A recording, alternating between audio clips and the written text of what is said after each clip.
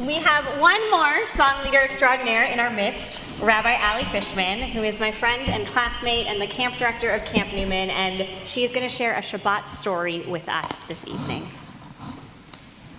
That was rocking. Loved it. Right here, I can take this. Okay. I like to talk with my hands like any good rabbi, right? So, a long time ago, in a faraway land, there was this young boy.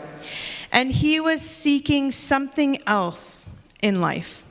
And he went to his father, and he went to his parents, he went to all the people in his life, all the adults, and he tried to figure out, like, what is it that is truly the key to happiness in life?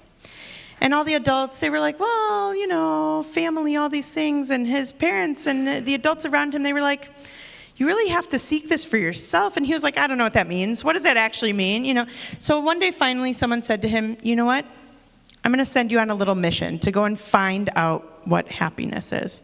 And he was like, okay, it sounds like an adventure. That sounds great. So he said, you're going to go and you're going to go on a little hike, and you're going to go and find this wise old woman.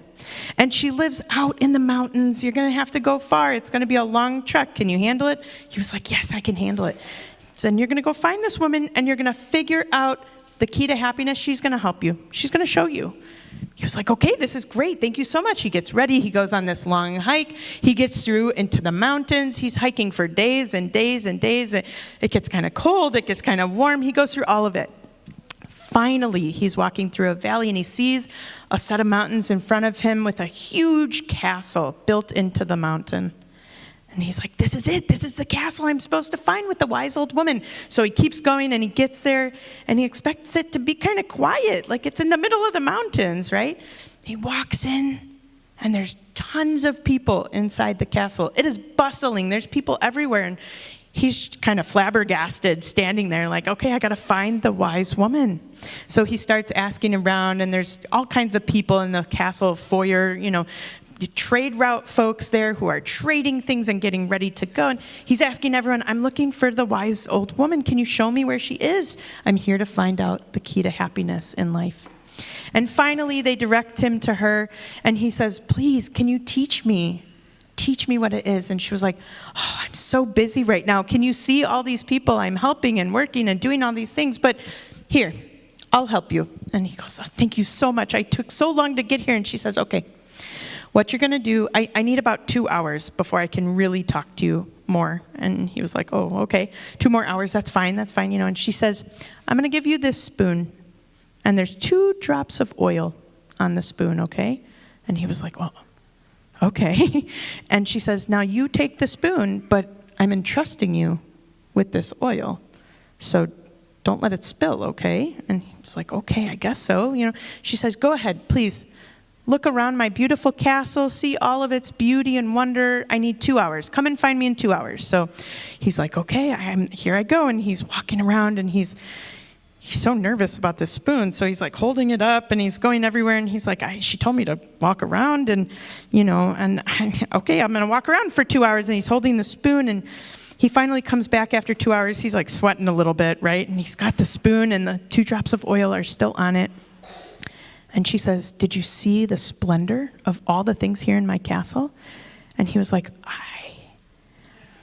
no, but I got the spoon, and it's got the oil on it. And she was like, I see, I understand. Okay, now you can't know someone until you know their house and you see the beauty that's inside their house. So take the spoon back. And he takes it again, and he's like, oh my gosh, okay, I got the spoon. And she goes, go ahead. Wander around again. Give me another hour. Wander around, but this time really look at what is here in this beautiful castle. There's these beautiful tapestries everywhere.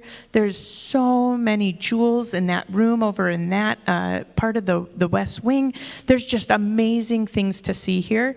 Beauties from all around us. So go take a look and come back and see me in an hour, okay? And he's like, oh, okay. And she goes, don't forget about that oil, all right? And he's like, oh, he's sweating again already, right? He's like, oh man, okay, I got it. So he's walking around, but this time, instead of looking at the oil so much, he starts to look up, and he sees those beautiful tapestries all over the walls. And he sees the artwork in the main giant room that has light streaming in through stained glass windows. And he sees all the jewels that he cannot even, he's so surprised by this room. It's just full of them. And he's wandering around and he's wide-eyed, and he comes back an hour later and he's got this huge smile on his face, and he was like, that was amazing. Like, you have the most beautiful place here. And she was like, isn't it wonderful? And he was like, it's so great. And she goes, where's your oil? And he goes, and it's gone. And he looks stricken, and she goes, it's okay. She was like, I wanted to teach you 2 things. First, sometimes it's really important to focus on what is in your hand, what is in your heart, and what is right in front of you. And he was like, okay. She said, but sometimes you have to look up, and you have to see the beauty that is around you, and you have to let the oil go sometimes, okay? And the boy goes, okay. And she was like, this is the key to happiness, my young friend. You have to be able to look up, and you have to see the wonder that is around you. Even when you're super focused on that oil or whatever it is that is keeping you super focused on you and what's near you, you still have to remember to look up. And the boy, he had some tears coming down, and he gave her a hug and picked up his pack and went home. And I love this story so much because it teaches us and it reminds us that it's so important to be able to look inward sometimes and to have these moments of reflection and to focus on ourselves and self-care and all these pieces. And sometimes you just have to look up, and you have to look up from whatever it is, a phone or your thoughts, whatever's going on, and you have to see all of the beauty that is around you in the world. And my only little plug for camp with my Shabbat story is that you can come and talk to us, but anyone who's ever been to camp or just spent time in the beautiful nature around us here, you know that getting out of your normal space and being able to look up and see the wonders around you, now that's a gift. So we think that summer camp is one of the best gifts you can give to kids and to adults. There's lots of programs at our camps. You don't have to be left out, I promise. But looking up is what we do.